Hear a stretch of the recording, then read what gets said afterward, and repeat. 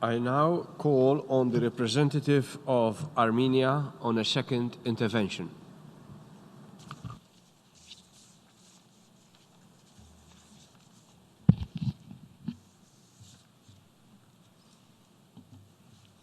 I thank you, Mr. President.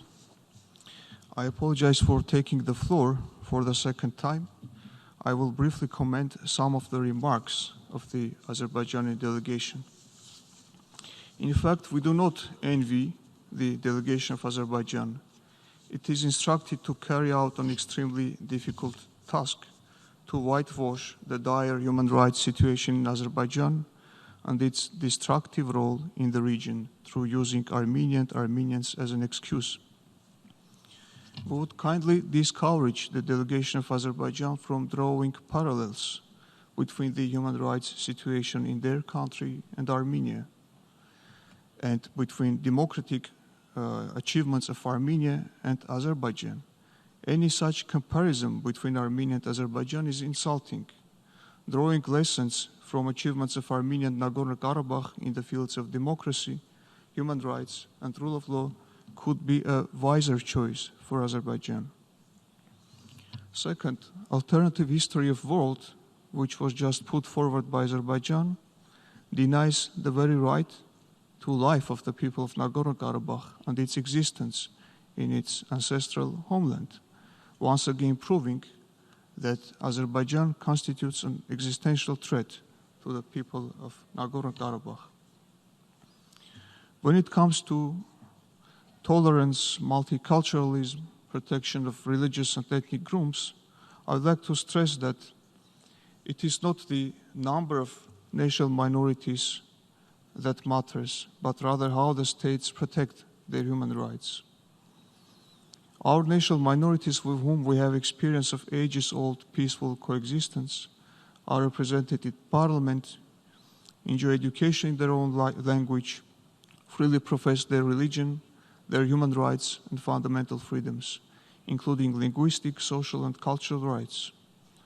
The self-praising remarks of Azerbaijani side are in stark contrast with the reports of the international organizations and the reality on the ground. I would like to refer to the report of the Advisory Committee of the Council of Europe on the Framework Convention for the Protection of National Minorities, issued in February this year.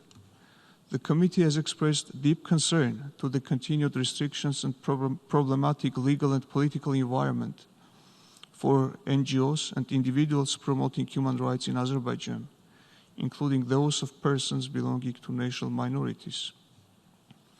The report states that the members of national minorities are not aware of their rights and experience difficulties to access them. No steps have been made to remove the existing obstacles to radio and TV broadcasting in minority languages.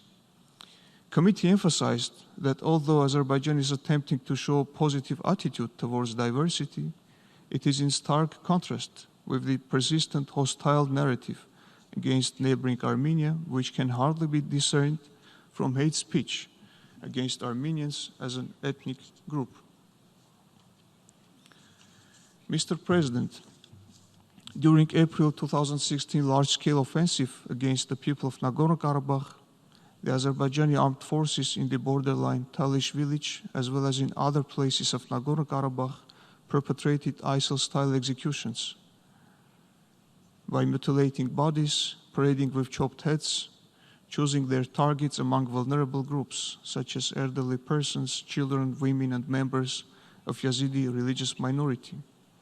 Photos of these crimes, placed on the official web page of Baku State University, received many likes by young students, which was particularly shocking and alarming. Positioning itself as an example of tolerance, in reality Azerbaijan has destroyed every trace of civilizational presence of Armenia in territories currently under its jurisdiction, in particular Nakhichevan, occupied parts of Nagorno-Karabakh and other areas. We would pose a question to the Azerbaijani delegation. How many Armenians still remain in the occupied Shamian district, occupied parts of Martakert and Martuni districts of Nagorno-Karabakh?